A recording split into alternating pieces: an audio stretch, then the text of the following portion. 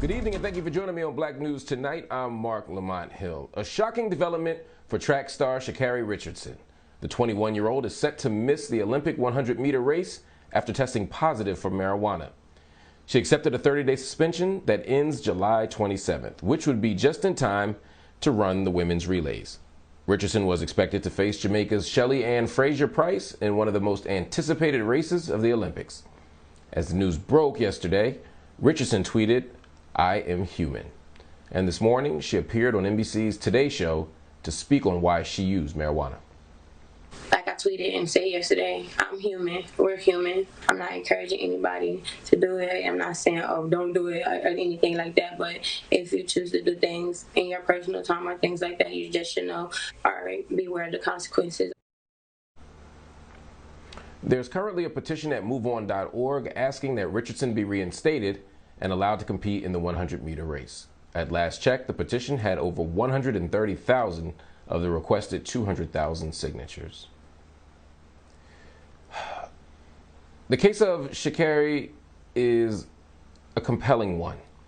It's a powerful one, and it's really a deeply painful one. First of all, she's being disqualified from the Olympics for the use of marijuana. Marijuana is not a performance-enhancing drug. No one has ever run faster, jumped higher, or performed any athletic activity better because they smoked weed.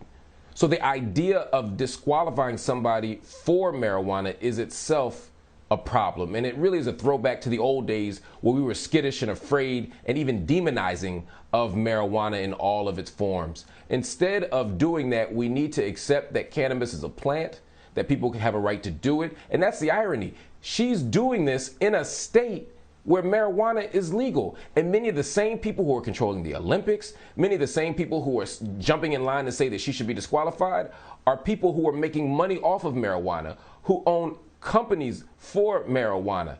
And so there's a deep hypocrisy and a deep contradiction here that we absolutely have to pay attention to. Now, some of you become the ethics and the morality and the responsibility police, saying, well, she knows and mistakes have consequences. She smoked weed knowing she was going to get tested, and she's going to run into the Olympic Committee one way or another if she keeps smoking weed.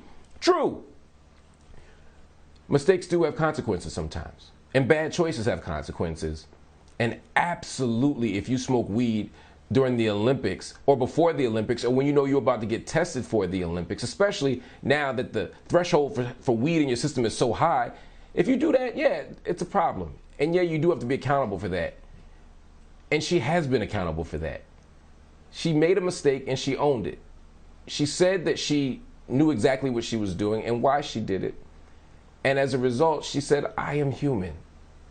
And that's the real issue here. We could sit here and talk about whether or not she should have done it, but instead we should talk about the fact that she did it for a reason. This young woman ran a race after her mama died. She found out that her mom died from a reporter.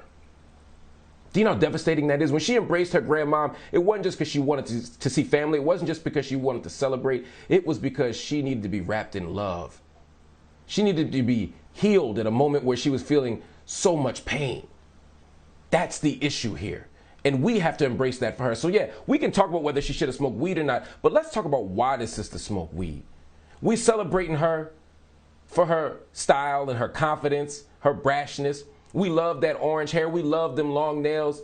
We love when she say, I'm that girl. That's beautiful. But if we're going to embrace that black girl magic, if we're going to embrace that black girl flair, if we're going to love that long black girl name, then we also have to be ready to take seriously black girl pain. And it's black girl pain that had her smoke that weed. It's pain not just for her, but pain for an entire community of people who often look to drugs, who often look to alcohol to deal with untreated trauma. When we talk about Sha'Carri Richardson, we're talking about a whole community, indeed an entire society that has untreated trauma. Instead of stigmatizing it, instead of demonizing it, instead of throwing people away, let's figure out what causes us to look to those answers instead of different ones. All right. Howard University.